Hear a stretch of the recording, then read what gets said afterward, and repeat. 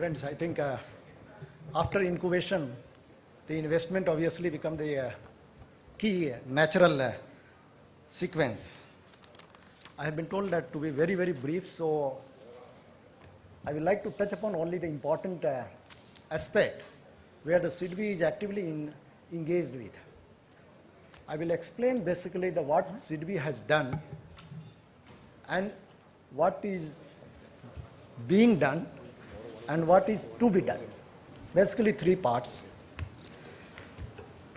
I'm sure a good number of our friends seated here, they are engaged with SIDBI in the great extent in various capacity, because SIDBI is engaged almost every startup life cycle stages, starting with the incubation, starting with the including support, mentoring, and also providing the coordinating roles.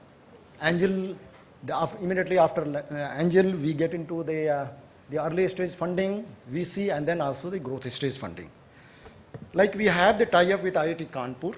Just now you have seen the IIM Ahmedabad CII. We have been a great partnership since more than a decade. So is the case with, again, National Innovation Foundation, which in fact in the morning session, good number of people had been asking about that how the grassroots level of the innovation could be geared up. And the National Innovation Foundation, which is again in Ahmedabad, is one of the pioneering work which has been able to do it. In terms of the financing, again, almost every type of the instrument which we can think of, we all are over there, starting with pure equity, then again venture debt, including getting into the mezzanine capital, risk capital financing, sub-debt, convertibles. Debt side, again, not to ask some of the things, I will show you that how we are now going ahead for the new product which is very crucial. And the, again, even direct equity participation we put through our own subsidiary, SIDBI Venture Capital Limited. More than a decade back, we all tried, SIDBI, and with the help of the various state government, we have made our presence across the regions and most of the pioneering state. We have some of our seniors seated here. They have done I will say the pioneering work more than a decade back, financing like in Karnataka, Rajasthan, Gujarat, in earlier Andhra Pradesh, and good number of cases where the regional funds where it has been floated, where the SIDBI has contributed not only debt, not only the corpus contribution, helped them, monitored them, mentored them, coordinated them, and given them the directions, including the regional level, which is very important, that while setting up these funds, even in AMC we have contributed the equity. There are certain lessons we learn, which obviously, that it is a mixed one, so that requires obviously different types of things. Now, what all we have been doing right now, the risk capital fund, which we set up 2,000 crores, the complete fund has been already been committed.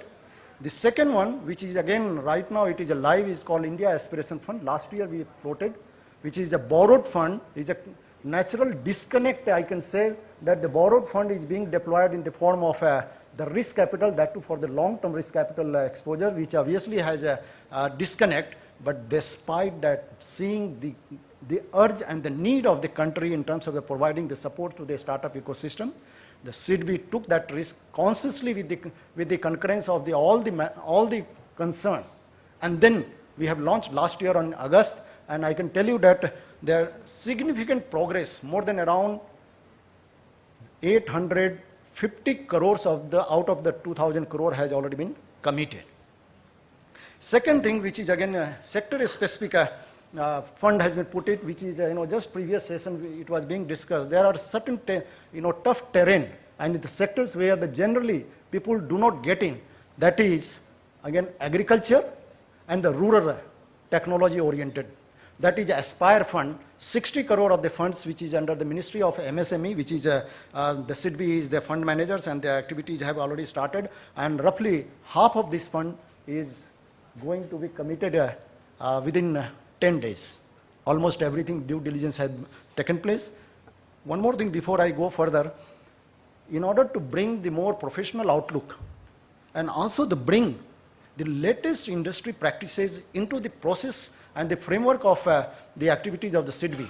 We set up Venture Capital Investment Committee, which is the in-house SIDBI experts and outside experts. One of the experts, Dr. Harkesh Mittal, is here itself. The other gentlemen, few of them I'm sure you must be aware of, Mr. Saurabh Srivastava, Dr. Kiran Karnik, then Mohandas Pai, Professor Vaidyanathan from IIM Bangalore. This type of the professional persons who are thick and, in the thick of this type of activities, they have been able to sit together and then provide not only the funding, what is required, the kind of fund which we select, their capabilities and their commitment, that how they can be able to pursue, because this type of the funding is not like ordinary plain vanilla debt funding where the engagement will be sought. Here the engagement is long and also to create that long-term risk capital availability in the domestic market. Then the next one again, LIC, Life Insurance Corporation, has now given 200 crore, and I've interested SIDBI that you please do go ahead and then manage it on our behalf. And the last one, which is very important, the DIPP is the nodal ministry. The Prime Minister, January this year, has announced 10,000 crore of the fund for a startup. That operation has already started from the 1st April of 2016. And roughly 170 crore, 168 crore of the commitment are in the ready stage, and again another 700 crore which are in the different stages, which the VCIC, means Venture Capital Investment Committee, which I just now mentioned to you, this committee has already recommended that detailed due diligence are taking place. All that I am trying to say, two things. One, the speed is the essence in this type of things. Even though the large chunk of the decision making in this space takes place based on the intuition, but nevertheless, unless the timely this type of the supports are extended and intervention is not provided, then quite likely we may be able to miss the bus. So in order to avoid that type of thing, this type of the structure has been put in place. The second point, which is very important for a long-term objectives, like the Indian economy in the financial market, we all are aware how our debt market, how deep is our debt, especially a structured debt market, the bond market.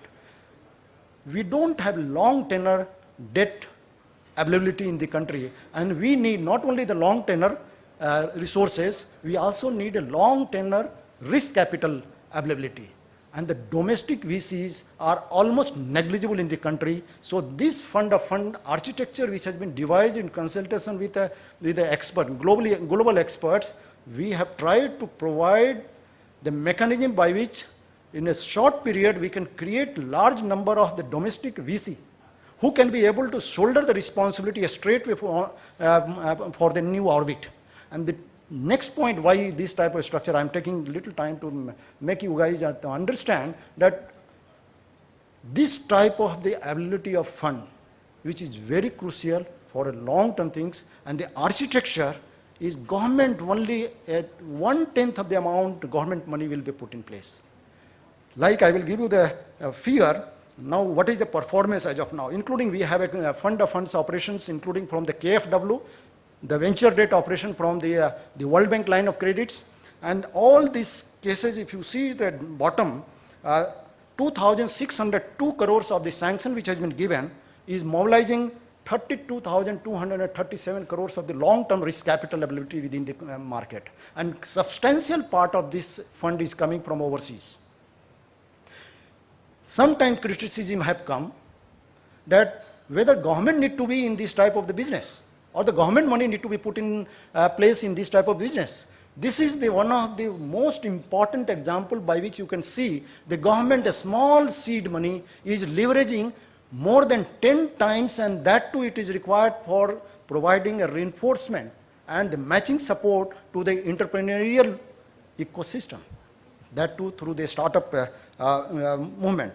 These are all the figures. I think I will not take time. Now, Pan-India presence. SIDBI assisted all these venture funds across the whole country, different places, right from the 1.5 decade back onward. I'm sure good number of you are associated with these things, and this is one of the pride for our country. that we can be able to generate this type of the decentralized, coordinated impact on the ground. This is again the only India Aspiration Fund. You can see that from there after we started catching the details in different sectors. You can see that there are 63 MSME which are in the different sectors which has been captured. Now the venture debt. This is the new product which has been announced by Honorable Prime Minister on January 16, which says that I think I will come to, yeah, guarantee product. What has happened, especially post NPA related issues and in the banking sectors in the country has been very averse to providing the support to the startup units, especially when there is a need for the funding to the startups. Then obviously a startup funding has its own high risk and high return trajectory.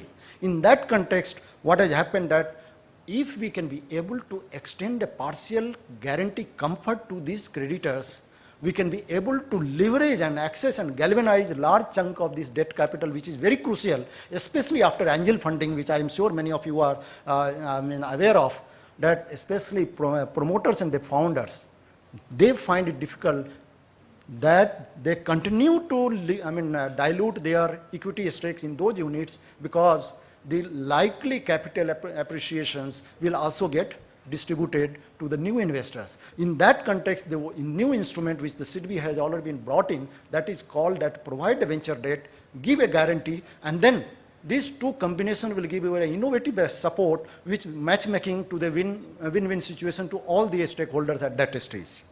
This guarantee product is, we are in the last stage now. The government of India is in the final stage for its approval, and immediately we will be able to launch it. And the SIDBI is in fact quite experienced in the guarantee product, including for the factoring guarantees, including for the skilling guarantee, loan guarantees, mudra loan guarantees, CGTMS, that is MSME loan guarantees, and all these things.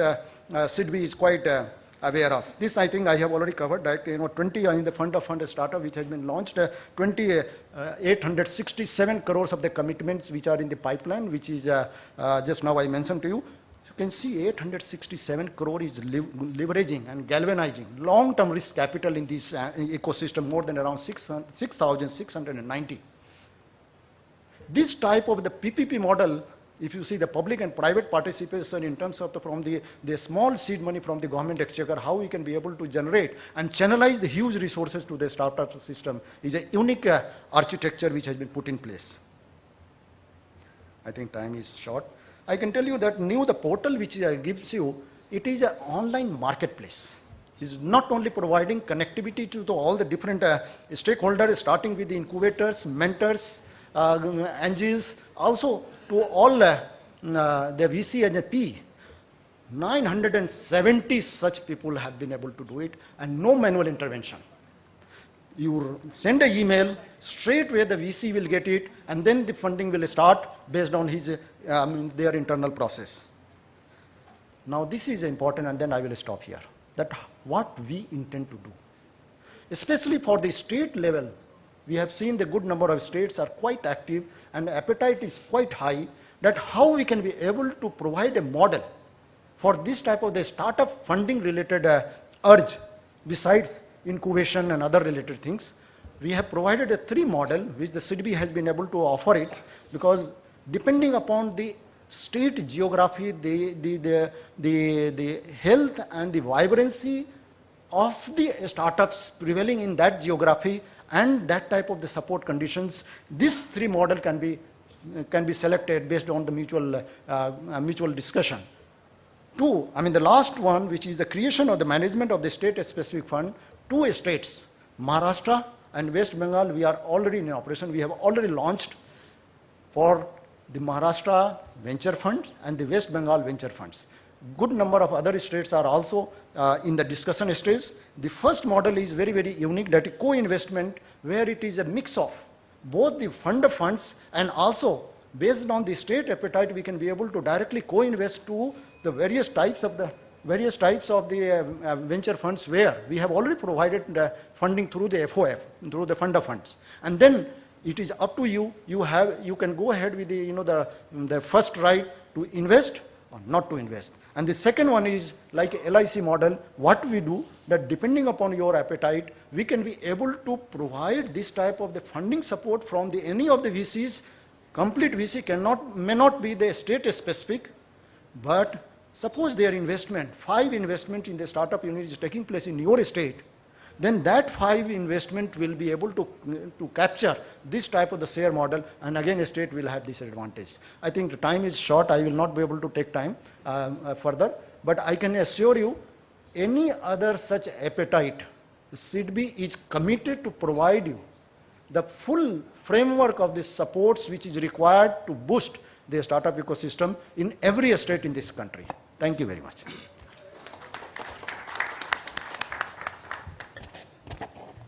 Thank you, Mr. Chhatrapati, for that useful information. With that context, we will now begin this panel discussion. I'm very privileged to be actually sharing this panel with such esteemed panelists. The topic that we are really going to talk about is access to funds in the life cycle of a startup. So with that very interesting topic, without taking any time, I would actually start with you, Apurva. And you know, the highlight of the funding topic is what we read often these days, that the funding tap is drying up. Is it a premature statement? Is it actually true? And can you share some perspective on that? Sure, Nidhi. So, you know, something very interesting is happening in the Indian ecosystem as far as funding is concerned right now. And of course, my friends in the VC industry probably are being accused of tightening the funnel at their end. But very interestingly, what's happening at the top of the funding funnel, if you were to create that picture in our head, is that at the angel level, we are actually seeing a larger number of angels now coming forward to invest in companies.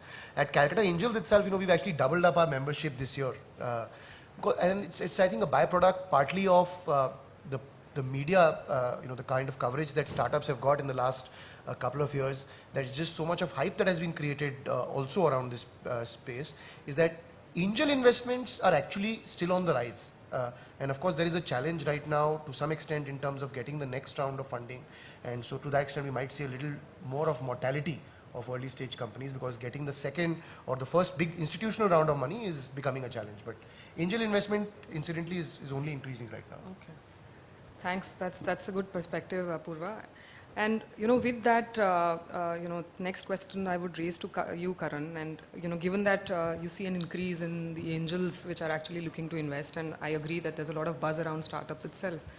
Do you really see, you know, a change of guard or change of tables to say startups also becoming choosy about picking up investors? Are they talking about that, okay, there's a dearth of funds, or that there's excess of funds available, I'm sorry. And are they actually looking at, okay, I would choose the investor, and whether it's an angel, whether it's a VC, whether he's coming in some strategic inputs or not. Do you see anything on that side? Yeah.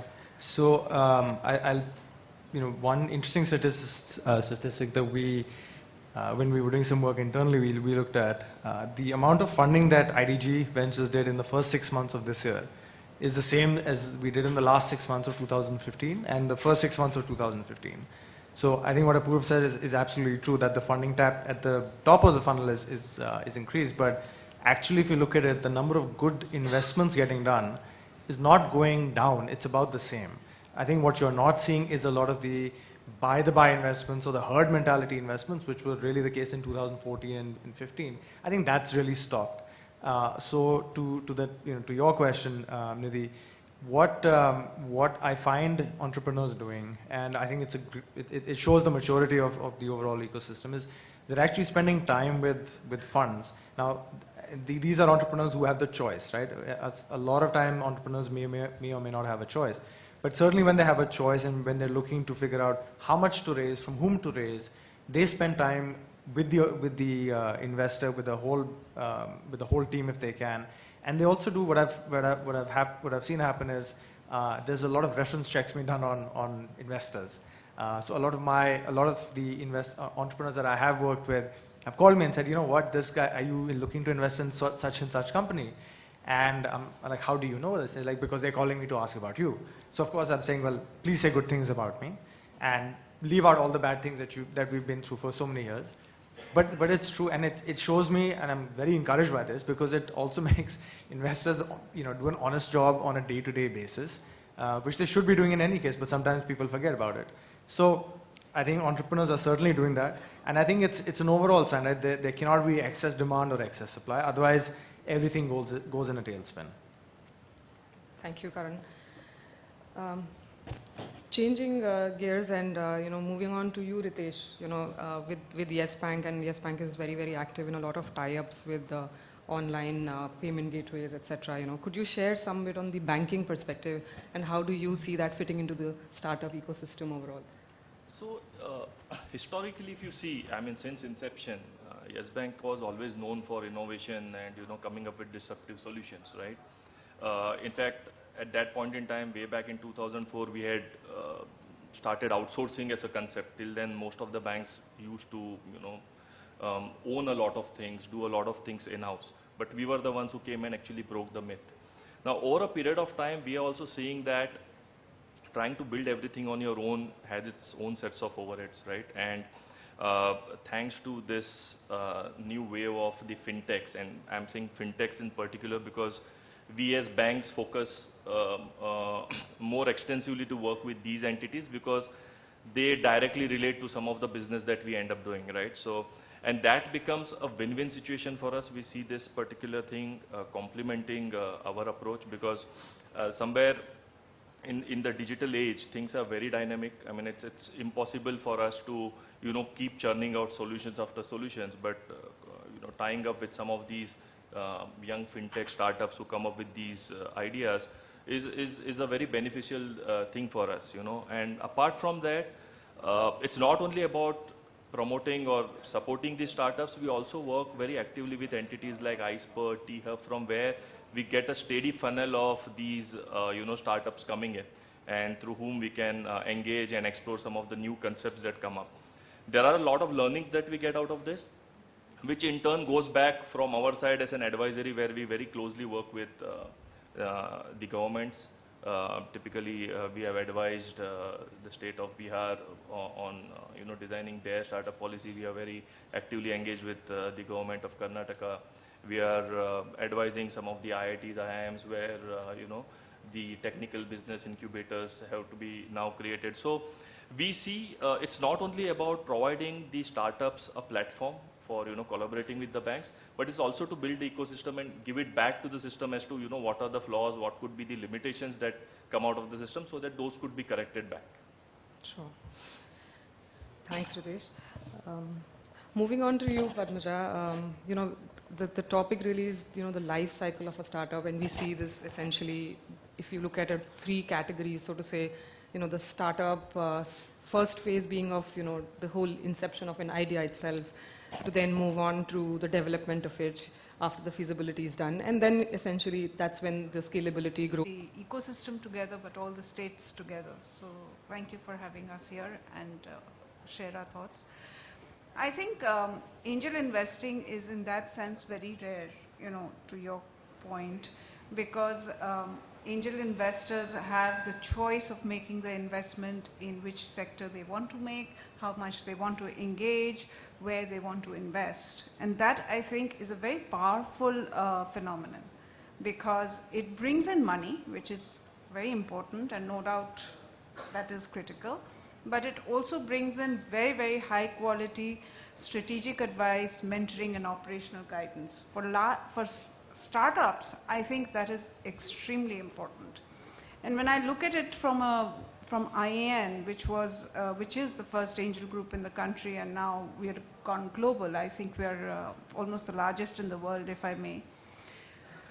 We have investments across this country in over a dozen cities, across 17 to 18 sectors, across companies which are pre-revenue to post-revenue. And I think all of these have very different needs. And some of them are even before family and friends rounds, to your point. To Apurva's point where he was mentioning that angel investing is sort of increasing in this country, absolutely it is increasing. I think it has established itself as an asset class in the HNI portfolio. But you know, in a country of 1.3 billion people, we may have a couple of thousand angel investors. That's about it. If you look at the US and you look at, you know, if you just go through the Kaufman report, angels in the US in a specific year invest about $26 billion in about 50,000 companies. VCs invest in the same period 25 billion in 5,000 companies. So we have unfortunately an inverted pyramid in this country. There is very little seed stage funding.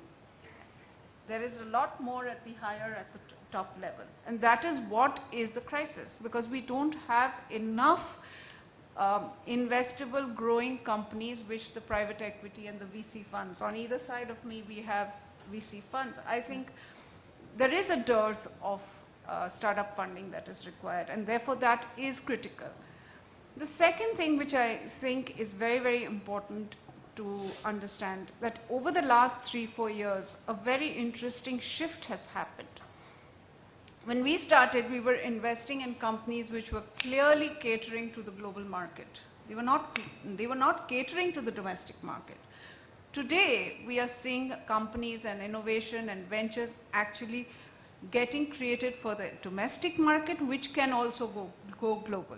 So India is becoming a large market, not only for piloting innovation and developing country products, but actually taking them global. And I think that's a very, very important opportunity for all our states across the country, because we can have a very different class of startups, a very different growth trajectory that we can provide, and that should bring in much more funding, because at the end of the day, while entrepreneurs follow investors, the reality is investors follow entrepreneurs, because they need to make returns, they need to make their living. The last piece that I would just touch upon is, again, going back to angel investing. I think the ability to have a choice to invest in which company you want to invest allows you the choice to invest across sectors and across cities or towns or regions. There was this whole flurry of online mobile e-commerce that a lot of our investors invested, and that continues in some form or format. But today we are seeing a very different mood or a flavor coming in. There's a lot of edutech, there's a lot of healthcare and edutech, and very different non-services model, productization models, IP models, innovation models, catering right to the domestic, right to the population what they needed. Agri-tech has come up, clean tech has come up. So I would just leave this with a thought that while family and friends money is important, I think angel investment is the first outside or external funding which brings in mentoring, which allows you to leverage networks, which allows you to take a punt, which is much more, and I would only say go for it, go for Startup India. Thank you, Padmaja. That was nice, and I like that investors follow entrepreneurs. And taking that on further to you, Arpit, I think it's one thing which is everyone's very curious to always know about. And I know I read somewhere in an article saying that probably the success rate for startups is like 10%, and it may be a very arbitrary number, and I'm sure I don't know what's the data point for that. But just to take some inputs from you, what is the success rate from the return on investment on the VC investments that you make? Anything that you want to share in your recent experience, and perhaps date it back in time and compare it to, say, what you've seen in the recent past? On that note, I want to share that I've been an entrepreneur myself, and a failed entrepreneur at that. So I have been part of that 90% which did not succeed. So it is sort of, and today we are objectifying it, and that is also for the want of understanding how it actually works. That a startup succeeds today is always honestly a function of the entire ecosystem. Almost everyone has to come together. There is a role that the government and policies and departments play, which cannot be replaced. There is a role that mentors and incubators play, which cannot be replaced. There is also a role that funds like ours play, and funds who are downstream also play, which cannot be replaced. And everyone has to come together for a startup to succeed. So that startup will succeed is also dependent on everyone coming together to make it work. You're right, I mean, depending on who you're looking at. it is normal to see that every startup, almost 90% of startups will not see the light of the day after 2 years of their life. And that is a fairly accepted phenomena across the world. It doesn't really change. What does definitely change with startup ecosystem evolving is that a lot more startups get access to money, and a lot more startups get access to try what they are looking to try. So it kind of broad bases the entire ecosystem expands to do a lot more of the same thing. And therefore, even though same number of startups are falling every 2 years, you still have a lot more continuing to succeed. In terms of returns, honestly, Indian venture capital is very early in its life. We probably have only a 10-year history in Indian venture capital. Only few funds have shown some return, and a lot of us, including ours, are halfway there. So returns, unfortunately, although investment happens on a daily basis, monthly basis, but returns happen on a 10-year cycle.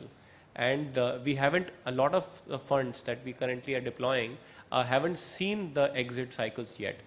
Having said that, exits themselves is a challenge, and therefore it is still a struggle for a lot of us to return the capital we have raised, but it is yet to be seen as to what numbers we will see. As far as trend is concerned, a lot of things haven't really changed dramatically. Once in a while, if there is a good exit, it definitely changes the outcome of the fund. But those things are happening so few that there cannot be a systemic conclusion cannot be drawn from it.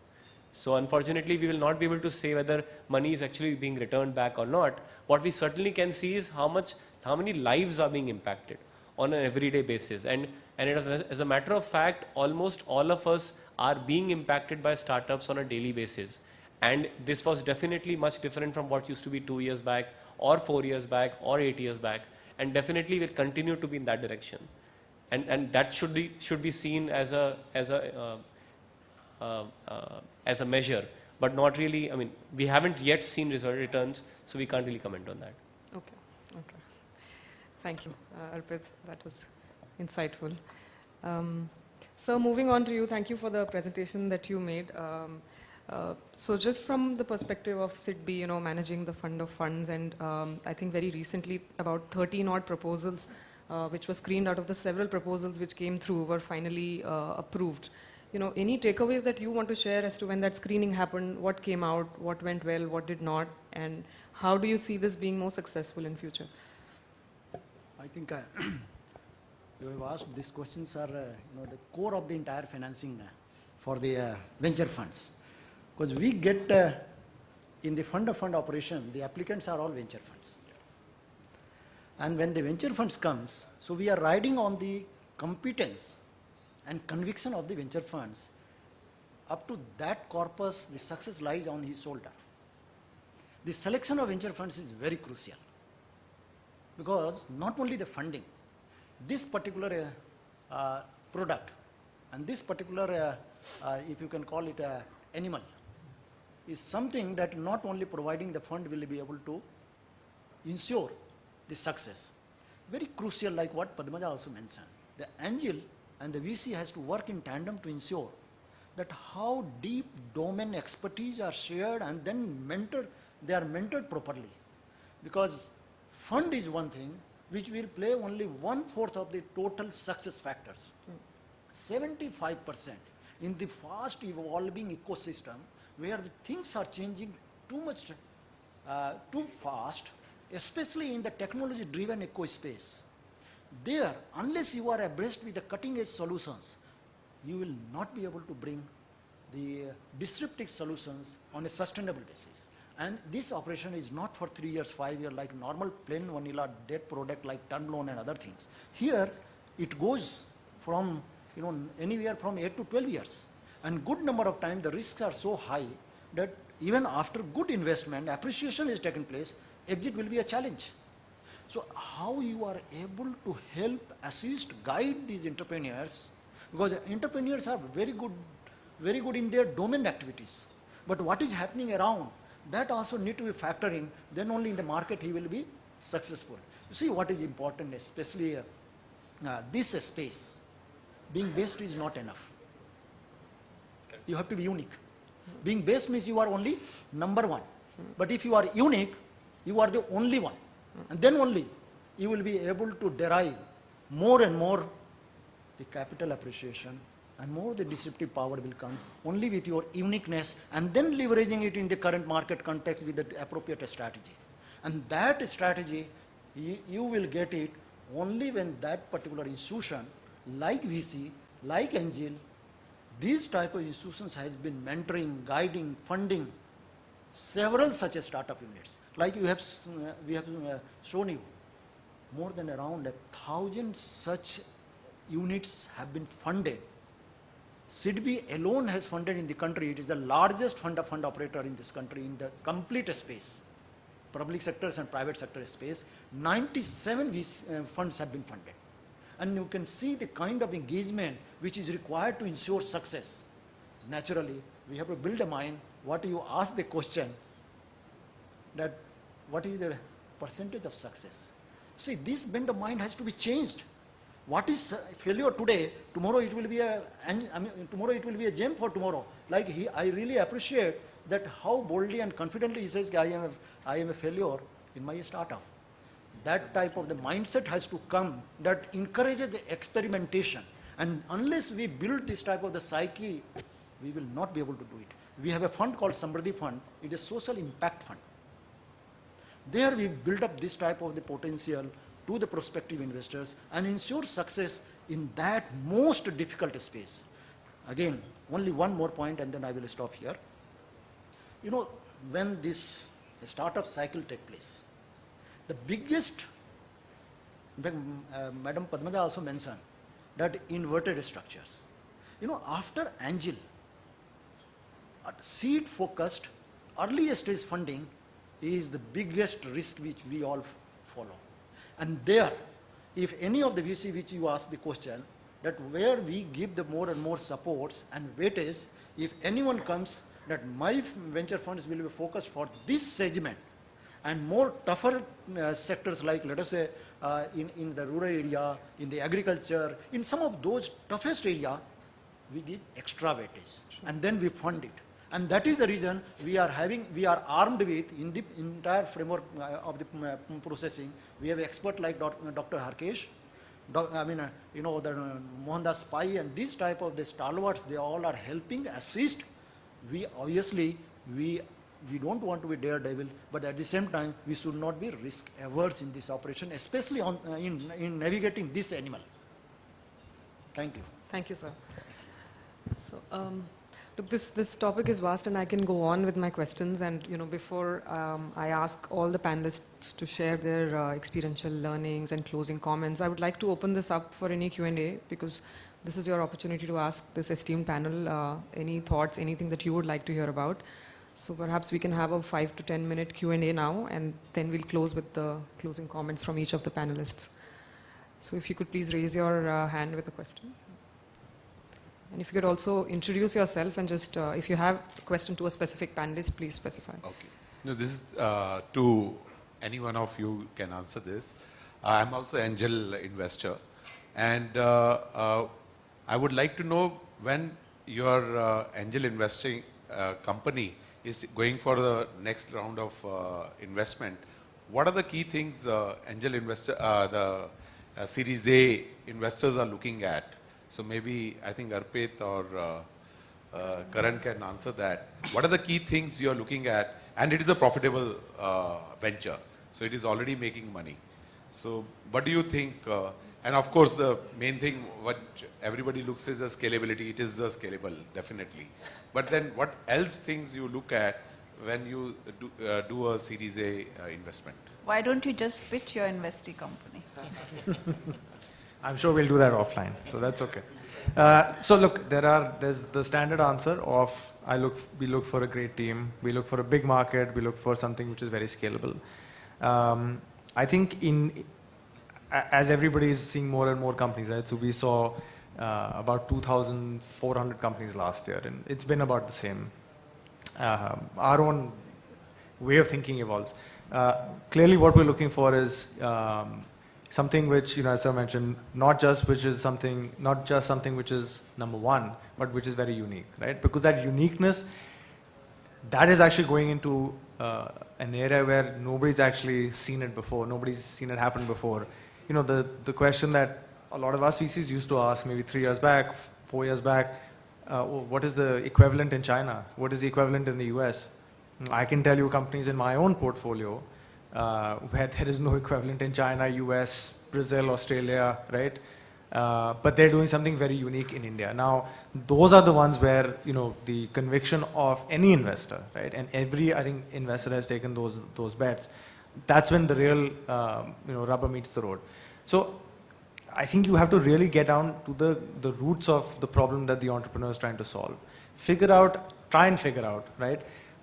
Is this something which can have, you know, a uniqueness beyond what they're already thinking today? Because if it does, then there's probably something bigger than what you and the entrepreneur can imagine. That's what excites me personally. And I think it's a very person-to-person, fund-to-fund kind of a philosophy. For us, is really looking at something which really hasn't been done before. Now, you can't go and fund everything, right? Because otherwise you'll be a maverick as opposed to a risk taker. But those are some elements which are, you know, above and beyond the whole point of team, market, scalability, tech platform, etc. Those are some things we look for, and this is something we debate very intensely every time a company comes and presents to us. So just to give you an idea of how, you know, some people think about it. Yeah, I will add a little bit to this because we also have now in the business who fund companies after angels have funded. Just to add a couple of points, as Bloom as an investor has typically been very aggressive, and we typically have been very quick in closing. What we don't typically do is we don't fund companies which are a trend, which are in a trend. For example, we haven't had a food tech company in our portfolio. We haven't played much fintech as such, and we have not funded a home services company in our portfolio. So yeah, those things, when they become a trend, we typically stay out of it. Being a seed fund, it is imperative that you don't play according to trends, because you're supposed to be predicting a trend before more deeper pocket VCs come in. The second thing is that we also have a very strong focus on some degree of validation. If the company has had certain success in the market, if there's a paid customer in a B2B setup or a lot of customers in B2C, that kind of becomes easier to evaluate as a proposal. Hi, I'm Himanshu and I run my own edtech company. This is not a question, it's rather an advice that I need from you guys, as in how to handle Indian investors. I've spent the last 11 years in the Valley. I left and I returned to India to do my own startup. But it's very different than how the investors work in there. People here want money tomorrow. And there are models where you can generate revenue today, but you don't want to. You know, like if Google had to start today, like I don't think Larry and Sergey ever knew that advertising is the way they would generate revenue. So I have been struggling a bit about it, even though I have been able to close a round recently, but still I want to be better prepared for my next round. So, see, I wish there was an easier answer than this. But the only thing that you can think about is that the ecosystems are very, very different. The numbers that Padmaja shared, there are 50,000 companies which got funded at angel stage, and there were 25 plus billion dollars was invested by angels. The depth is just dramatically different. It is not anymore the case, but there was a comparison. I remember an angel investor named Sharad Sharma had given.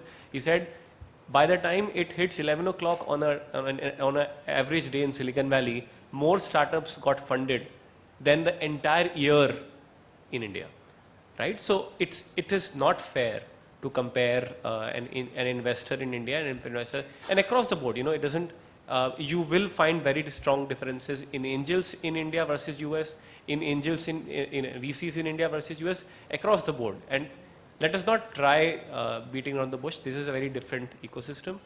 One very important factor here is, unfortunately, the demand-supply gap between how many people are looking for funding and how many people are willing to write a check is very big. So therefore, a lot of investors, and we are not talking about people who are professionals and people who behave professionally. There are people who act almost like sharks with portfolio companies, and people tend to give in because there is no option. So the demand supply gap is so large, a lot of people are able to get away with a lot of things which are not the best interest of the company, right? And still people who are more professional will typically demand a lot more from the entrepreneur. This is hard. There is no easy answer. I'd just like to add something here. Actually, the answer to your question was somewhere in one of the panelists. I think what Arpit says is absolutely right. They're completely two different ecosystems. Accepting failure for entrepreneurs is much easier in the US. Remember, accepting failure for investors in India is also much more difficult because angel investing, VC investing is much more nascent. It's much more immature and early stage. So there is that cycle which is something, a factor of empathy, number one. Number two, which I think Karan mentioned, is the fact that when you are getting into any angel investing or early stage investing, you're getting into a marriage. And just as you check out your spouse, whether there's a chemistry, whether you can work together, whether you are like-minded, are you going to have the same planning for your company? I think it's the same thing. The only thing which I would say which is different from a marriage, you want your marriage to work. In this, you want a divorce and the investors want an alimony. That's the only thing. Otherwise, everything else sticks. Thank you. I think that was helpful. Well, the fear I have is, so as I said, I can generate revenue. If you can get me good alimony, I'll look at you investing. Well, so the point I want to make is, as I said, I can generate revenue. I don't want to. Like if I have to make, or if I have to kind of dream to build the next Google or Facebook here, I need to not kind of get this revenue. But I get it that it's different, totally understand that. And that's the way, maybe it is, things are, so. No, IP based and non-revenue kind of companies based on valuations are starting to happen. Hello, I am Ajit, founder Khushigram, and we are working in rural areas not only in agriculture but also connecting with CSCs, Common Service Centers, and making them the last point in a delivery system for the logistics companies also, especially in eastern India, Bihar, Jharkhand, where there's large-scale unemployment, lack of livelihoods. Most people are non-entrepreneurs mindset. So, and education is good, so we have the human resources. So I would like to know from the investors. I have not been to any investor till now, but now we feel the need to go to because we want to scale up. We are in 7-8 districts already from Varanasi to Patna. So what is the scope for these kind of integrated systems or services and products also? Food products like organic and natural food, desi cow milk and products from desi cows, because earlier fundings was difficult for the desi cows. Crossbreed cows, it was easier, though it has been found that it's not profitable, it's at a loss. After 6 years, you'll be at a huge loss, and that losses will increase if you have crossbreed cows. Thank you.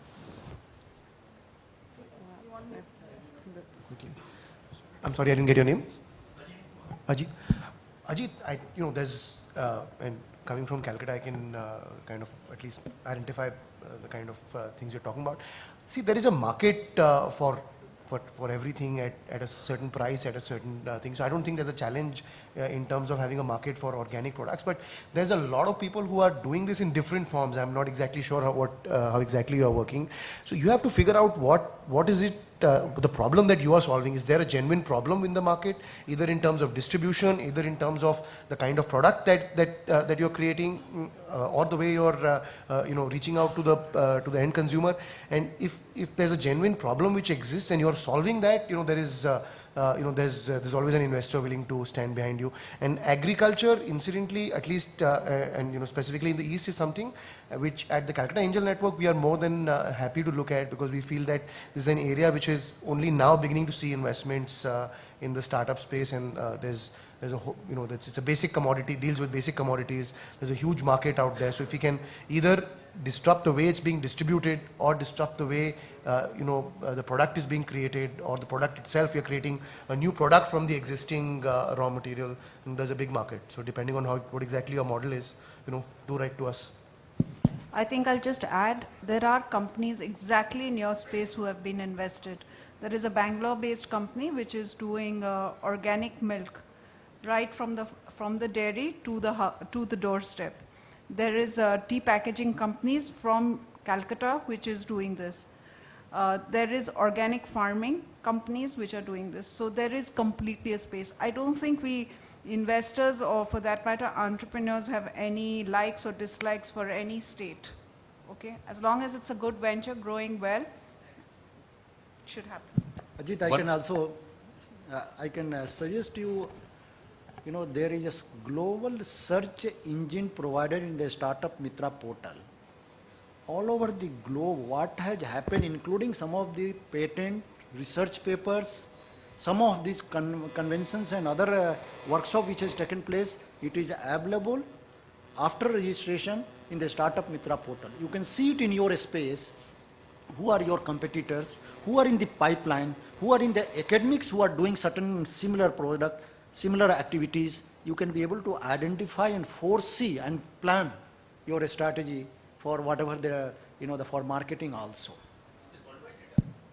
Worldwide, it is all subscribed. The CDB is subscribing that things, and you can be able to search it out world over, any field, including patent, workshop, research papers, academia, in the industry, everywhere. It is a subscribed data. Startupmitra.in. So that will give you an idea, and it is in fact for anyone, especially when you are trying to position your idea to bring into the reality, then you need to know whether this idea is already been copied or implemented somewhere else. So maybe that you are seeing that it is a very, very innovative, unique and all that, might have been somewhere already replicated. You can position in advance after getting these search results. Thank you. One of the questions is to all of you. One of the fear which investors have with the VCs and private equity guys is that, one, you are in very hurry. So what you do is you burn the organization. What I mean to say burn is you rush the things, you multiply the, if there is an expansion to be done, which can be done in stages and it remains profitable. So you open very fast branches, and what happens is when you grow very fast, what happens is you don't acquire right kind of manpower, right kind of locations, whatever. So you can't do proper due diligence, which you can do step by step. The reason is why? Because you have to invest and within 7 years exit. Okay.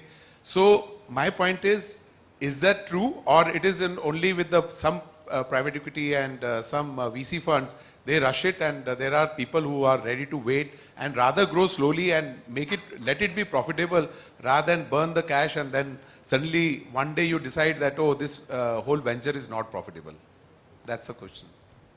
So we're running out of time. Maybe just one of you could quickly answer that, please. Yeah, I'll take it. So, we all most of us get into this marriage, as Padmaja said, and I know this is something she and I have discussed before. Get into this marriage knowing we'll be there for 7-8 years. We've been investors in companies for 10 years also, right? I can tell you with a very high degree of confidence that no investor has ever been able to exit a company by hurrying things up. Okay, so people will make mistakes, and those mistakes have been made in years gone by. Those mistakes will be made again, right? The same people who are wise now will be fools later. It's fine. It's part of the cycle, right? It's a learning. But very few successes have been based on hurrying things up. What we've been saying consistently is to entrepreneurs, raise as much capital as you think and then a little bit more, right? Because it allows you the opportunity to make mistakes, to learn from them.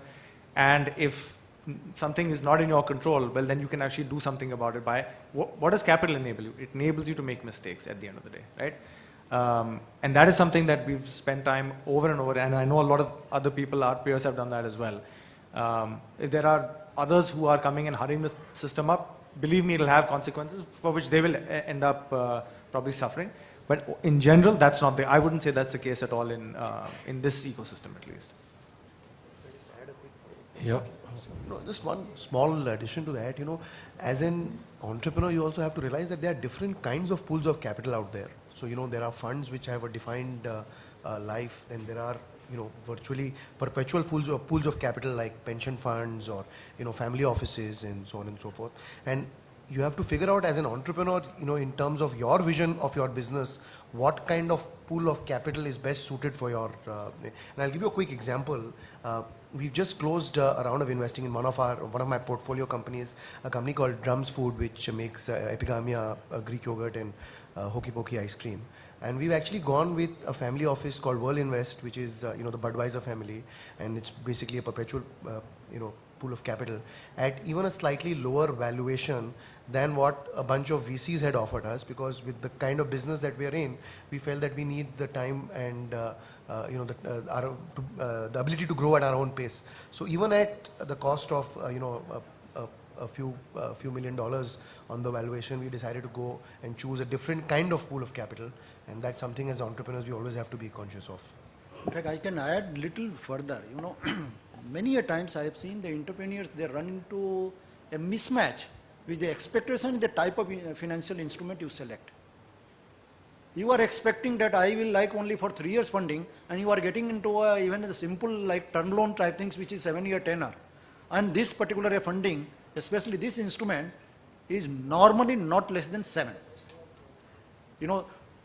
That type of the mismatch should not happen in the day one itself when you are selecting what is that you are expecting for. But you rightly said, that this problem is deeply entrenched in our Indian psyche itself. Many a times we like to have too much, too quick. But this is one animal. You expect little longer, and then only you will be able to realize its full potential. The full potential will not come in 5 days and 5 months. You need to wait. That is why it is called patient capital.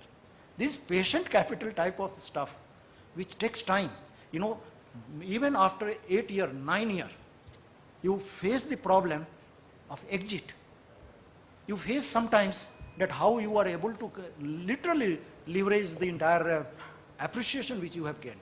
So these are all the precautions which the VCs and the angels, they always, and mentor, they all guide properly. That time you must take and make up a mind. So I'm afraid we're running out of time. Thank you so much to all the panelists. Can I ask one very... I'm sorry, I think you can take it offline. We're absolutely running out of time. Fine. Unless they allow. Actually, that's concerning what we want to do as a government. We want to a kind of a solution from you people, that we as a government want to fund even these very small time entrepreneurs, maybe 10-20 lakhs or below that, jo chote businesses start karna chahte. Can there be any kind of a products which this fraternity can offer, apart from the regular term loans and all, which are normally a debt trap for a very small or tiny entrepreneurs? Because the moment they get loan, then the next month or the next month onwards, their EMI start and their revenues and cash flows are not yet established. So if you can offer anything, it will solve problems of lots and lots of people. See, we have not done this as a fund, but I've observed that it is particularly very relevant for companies which are developing science and technology, especially IP oriented. Suppose there is a lab across the country which has built an interesting technology, and that technology has to be taken to the market. In that phase, very often they lack what is called as prototyping capital, which typically is in the range of 25 to 50 lakhs. You can think of it as $50K to $100K. And that capital is just not available because at that stage of the life cycle of the innovation, no external investor will add that money. Department of Biotechnology has a very good program called Biotech Ignition Grant, which has been very successful in helping more than 100 entrepreneurs a year and creating technology from the lab to some degree of commercialization. If something like that can be done, it could be pure grant, it could be small equity, it could be term loan. That capital is absent in India, will not happen from formal venture capital funds and also banks. It has to come from developmental institutions or government. If government can create such a program, evaluate on the scientific capability and fund 15, 20 lakhs, 25 lakhs, it will be fantastic, and you can do thousands of such funding every year. Thank you. Okay. Thank you very much. Thank you very much for all. Sorry, we're absolutely running out of time.